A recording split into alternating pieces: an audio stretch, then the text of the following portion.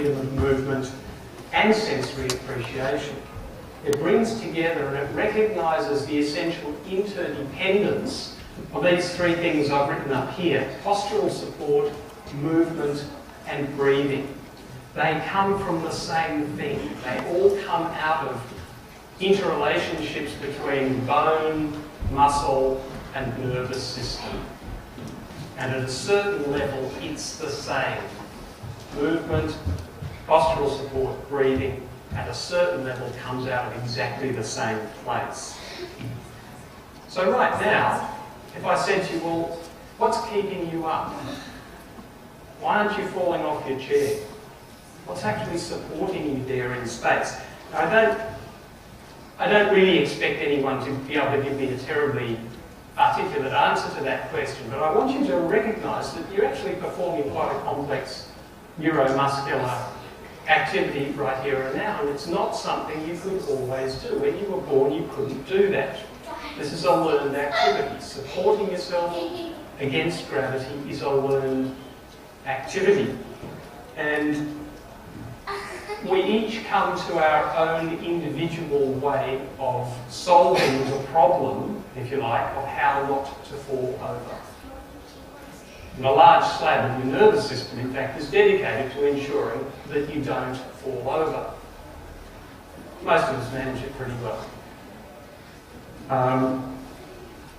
But if you look around the room, and if you look carefully, and maybe the light's a little bit too dim for this, but that's okay, watch people afterwards. But the point is, if you look around at people, you'll see that everyone's come to a slightly different solution to the problem of how to support themselves against gravity.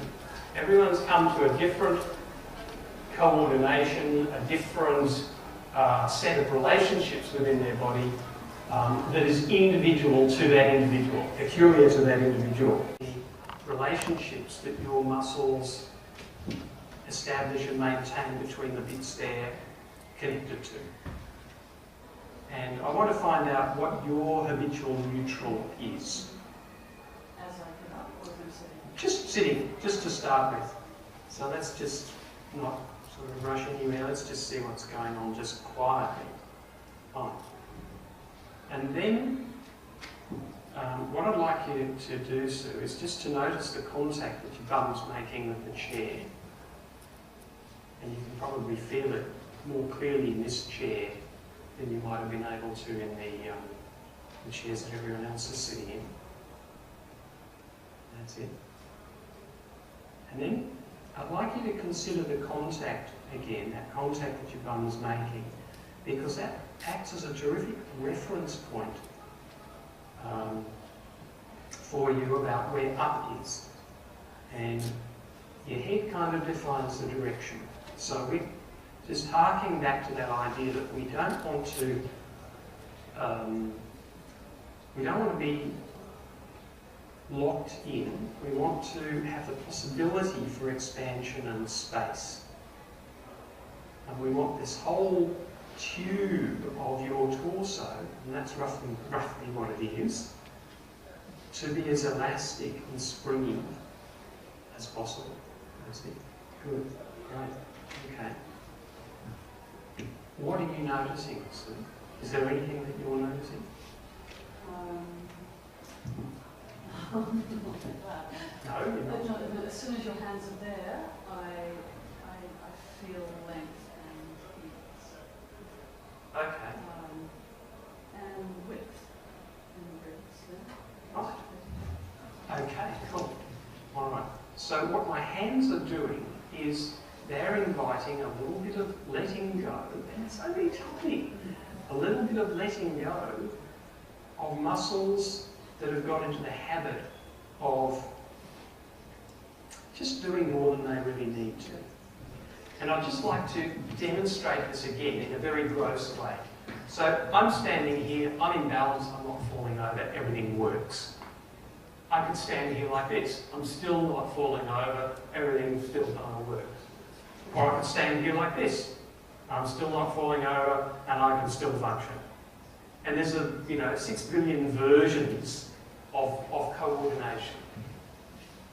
And the way we make it work, the way our nervous system makes it work, is to balance everything out. So this is balanced and this is balanced, muscularly speaking. But clearly neither of them, that's kind of rigid and that's kind of collapsed, and long term neither of them is going to be as functional as something less extreme.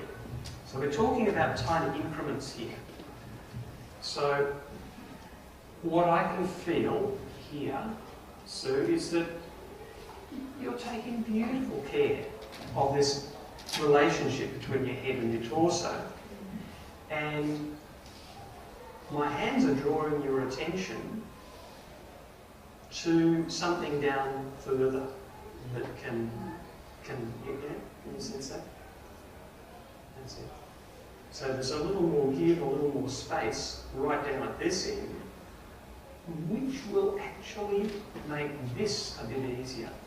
So I'll get you to come up out of the chair, and you're along, your button's a long way back. That's neither here nor there. Stay there. So I've moved the chair away. And now that you're up, just remind yourself that your spine ends right up there between your earlobes. And another way of thinking about this is you could think of this as that's where your back actually finishes, right up there. Because your spine, of course, defines much of your back. So that, in a sense, is where your back finishes. That's it. And you want to think of the whole thing, the whole structure, from down here, being able to decompress and enjoy a little more, that's it, elasticity and space. So that there's actually more space in here. That's it. What do you notice? Yeah, I just feel like the ribs can expand. Yeah, it's much easier. Right, okay, so there's the breathing straight away. Cool. And releasing the lower back, right? Yes. Can you hear what Sue is saying? No. Okay. And releasing in the lower back. As soon as he gives me that feeling of expansion in the rib cage, I just